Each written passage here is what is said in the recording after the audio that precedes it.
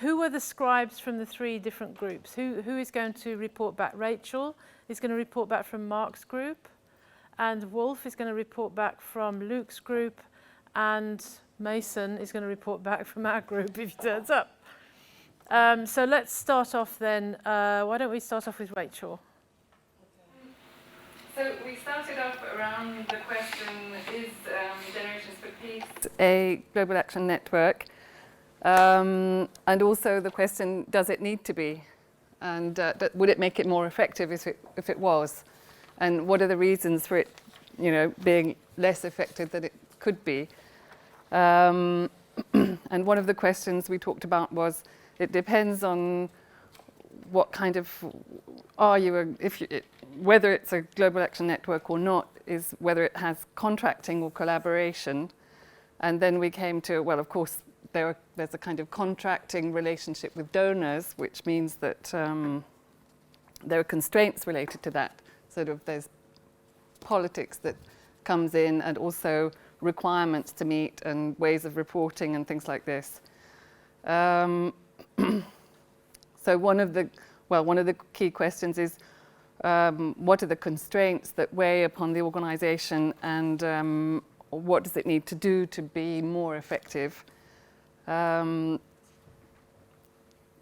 two questions came out around that: how to not to destroy what makes it effective already, and how to achieve greater reach. So there's this question of scaling.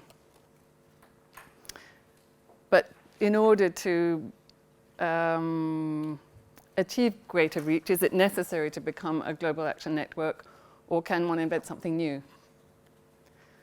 It's an organization with a small headquarters for whom the network of volunteers is really, really important. And there are also organizational partnerships. But it's probably not an inter-organizational network so far. Maybe it's interesting to develop that, but as long as it doesn't mean additional cost and it's sure to bring added value. So we talked about the different areas of accountability of this organization. So it has accountability to, first of all, to beneficiaries and communities. And we talked about how it doesn't have community members on its board. So that might be something that it would need to develop in order to be more connected to the communities it works for.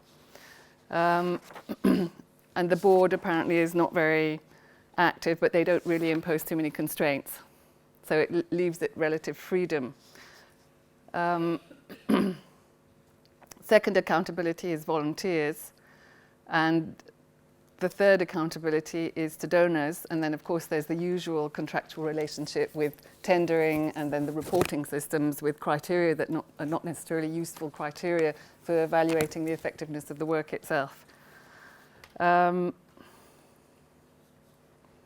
Then I think Steve brought up that an organization he works with to do with improving the lives of people with cancer has both contractual relationships with funders and collaborative relationships with volunteers. And does it have to be either or to make it an effective action network? So then we discussed that perhaps it's a question of prioritizing. Clearly the volunteer network is absolutely crucial to Generations for Peace. And so maybe that's where the energy should be going, actually putting even more into what could make this network more effective. And we talked about how it's the enabling environment that makes an organization like that, based on volunteers, more effective. So what is the enabling environment, and what should it be its characteristics? It's all around community organizing.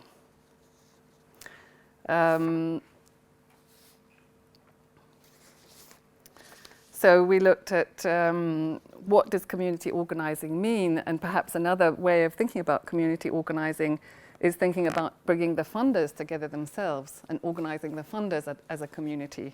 So if you could get people among the funders coming together to understand what kind of work this organization is doing, and create a kind of learning community among funders, and then have funders that actually spread the word, that could create a lot more impact, a lot more reach for this organization itself. There was also the question around creating a learning community among volunteers, and this is already something that Generations for Peace does a lot of. So it brings volunteers together to share experiences from the field, and that's an important part of the work that they do. But it's never been done with partners and funders. And bringing partners and funders together could also mean bringing corporations in, and getting them to think about their impact on the world and how they can contribute to bringing an impact to the world through participating in this kind of organisation.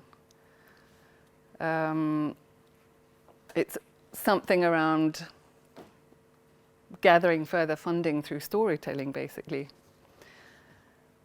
There was one point made, which was that there should be a distinction between NGOs and people's organisations, and it could be useful to separate those, to move out of this top-down approach and ensure that there's an aggregated voice of the beneficiaries that's heard.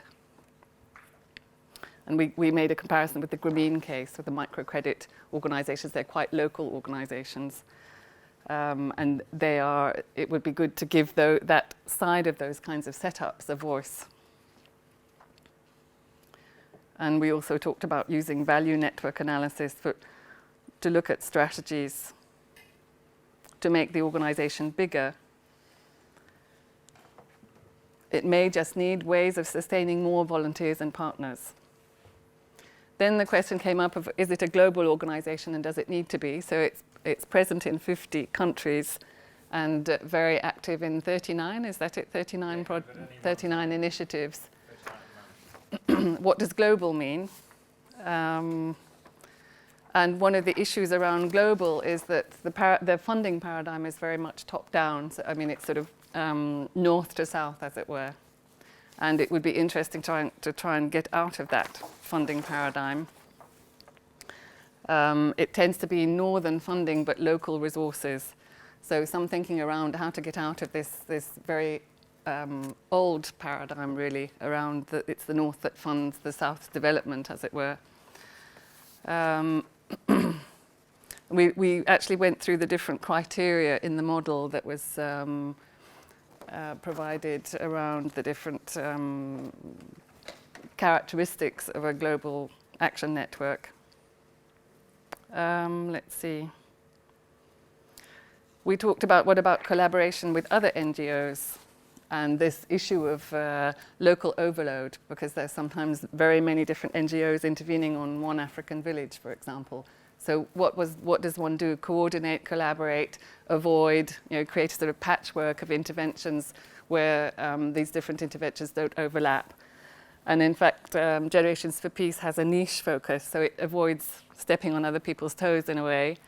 But it could also be intervening in the same areas as other organizations in the same geographic location, in which case they would tend to opt out of intervention if somebody else is already there.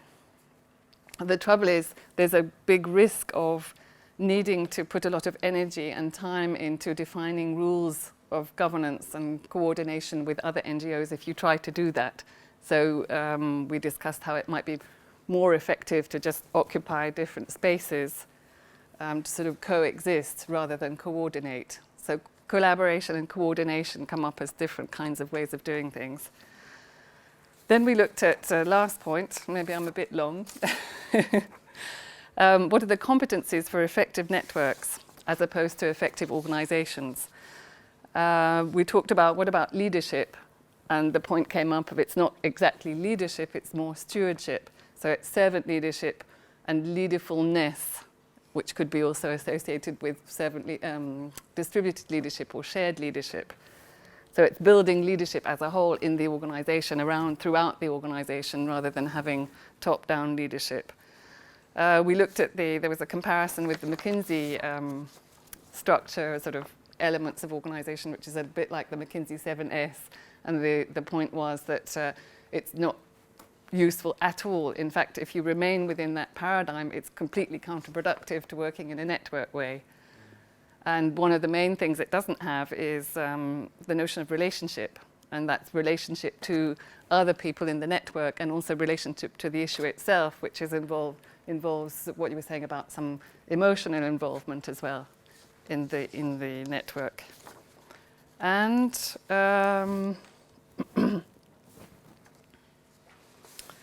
this paradigm can be limiting to innovation in terms of modes of organizing.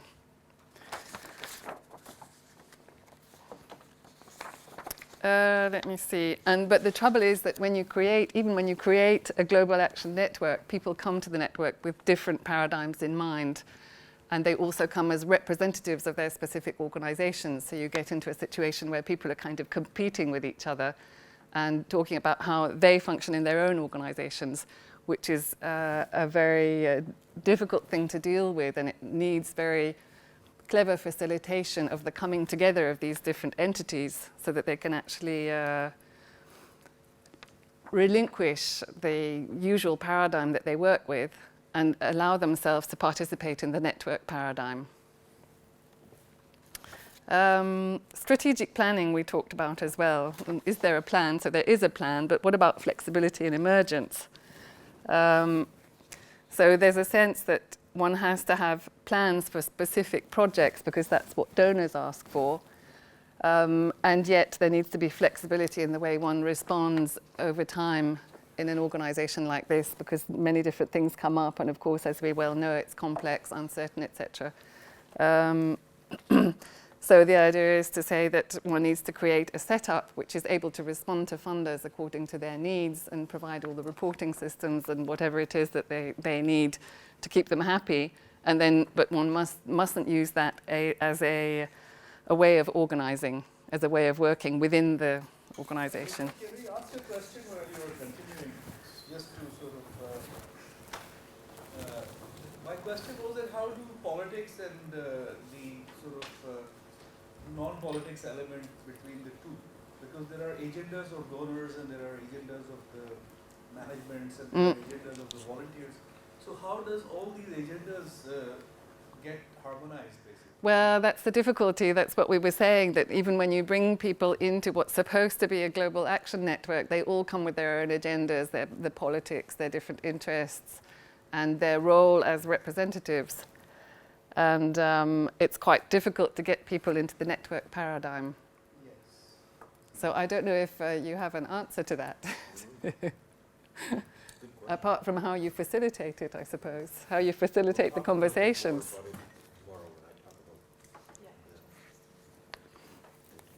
Okay, so In summary, Yeah. just 3-4 points in summary.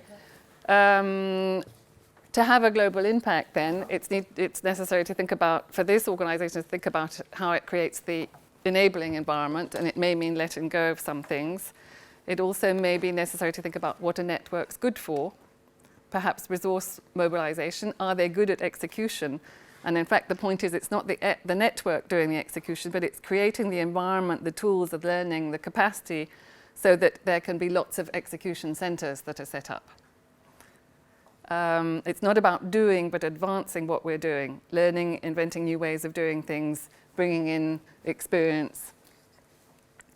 We talked about there could be a collective brand. Maybe the role of the network is to provide a kind of collective brand that has a global impact. And then, avoid creating a bureaucracy. It's happened in so many cases that bureaucrats come in, set things up with hierarchical organizations, and that destroys the network. It's better to think in terms of supporting a community of practice with a volunteer network. That's it.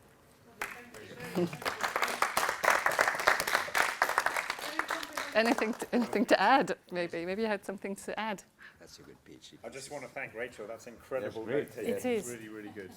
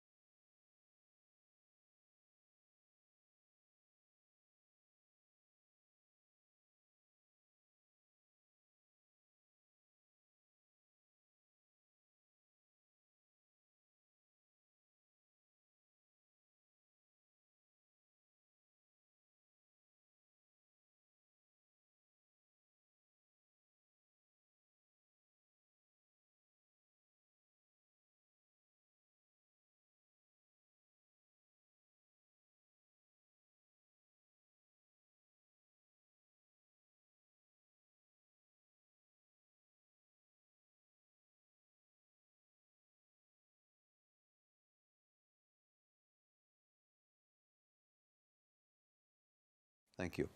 Can you just add something for the mic and the tape? That Yes. this is confidential and should not be used outside of our group, so that she tapes it and other members will then see if they don't use the information for their customers and so on. So just repeat.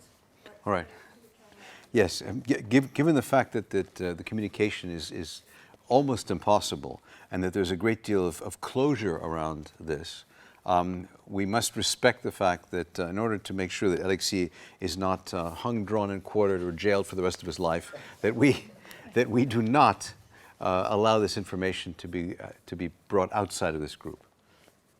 Thank you. Thank you.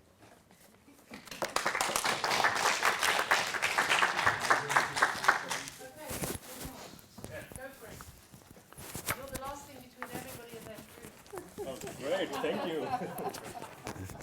I have a I mic. will start with a summary. It's the only thing I have.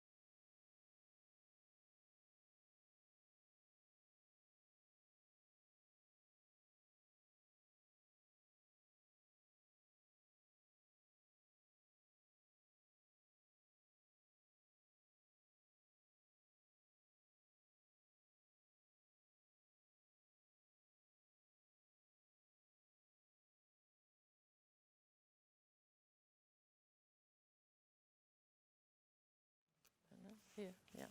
Okay. Great. Thanks. Take that. Thank you.